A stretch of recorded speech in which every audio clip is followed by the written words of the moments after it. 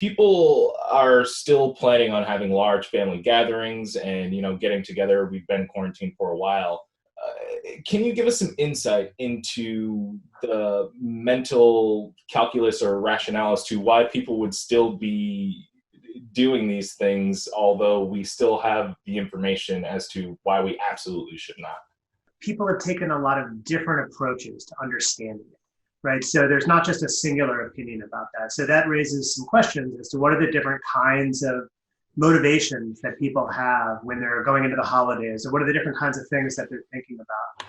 And I did see, I think a recent poll said something like 40% of people plan to have Thanksgiving with more than 10 people present, more than 10 family members. So a fair amount of people are still doing this. So why? Why are they doing it? Well, for the people who do plan on attending these gatherings, I mean, there's not, again, not a single reason for this. There's multiple ones. And so we can think about things like, first off, tradition. So people are used to spending time with family members. And when we live in a time of uncertainty and threat and fear associated with things like COVID-19, among other societal issues, then tradition is one almost coping mechanism that people can find a sense of security in. And so people may be at the point at which they are really just gravitating towards wanting to feel something normal and something safe. And so that is one possibility. Right now, the question comes up: is it truly safe?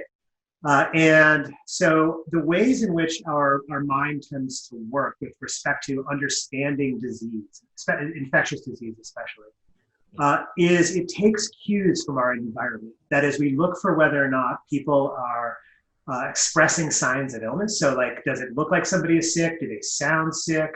And if we don't detect those kinds of features, then our brain has a difficult time determining, whether there's a true threat out there. We can hear from the media, we can be told from authorities that there's dangers, but if we don't see or sense those kinds of dangers in our individual lives, then it can be hard for us to react in ways that are appropriate to respond to that threat, right? So people may feel like their family is safer than they truly are. But I think that's a big part of it. So one of the things you said just now is that the perception of whether or not someone is sick plays a role in that decision making and the behaviors that we choose to take. And recently, you said in an interview that you participated in some research around whether or not people are actually good at telling if someone's genuinely sick or it might just be allergies. Could you tell me a little bit about what you guys learned? Our project was, we were interested in sound. So that's sort of, I think, one of the most common ways we think about understanding if somebody has an illness like a cold, like the flu. That is, are they sneezing? Are they coughing? And so what we did in our studies was we actually used a number of audio clips of people who were either sick with some type of infection or sick with something else that was not contagious. And by sick, it's not just sick. The people who are not contagious, they might have had allergies, but they were also doing other things to produce the same types of sounds, like plucking a nose hair or just clearing the throat. And so we had a bunch of recordings that we showed to people or had people listen to. And we just asked them, is this person infectious or not? And we did this over a large number of studies. And what we found was that in every single study we did this with, people were no better than chance at determining whether or not somebody was actually sick.